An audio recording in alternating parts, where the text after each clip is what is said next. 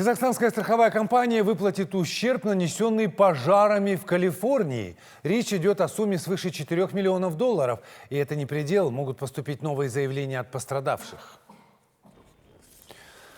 Страховая компания «Евразия» получила уведомление об имуществе, уничтоженном в результате крупных лесных пожаров в Калифорнии.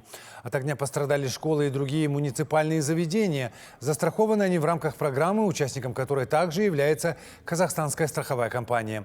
В мощнейшем пожаре практически полностью сгорели или получили значительные повреждения 3 учебных заведения, 2 средних и 1 начальная школы, расположенные в разных районах Калифорнии. Общая страховая сумма по данным объектам недвижимости составляет 75 миллионов долларов. Большая часть недвижимости в Калифорнии застрахована по добровольным программам, которые перестраховываются по всему миру, в том числе и в Казахстане.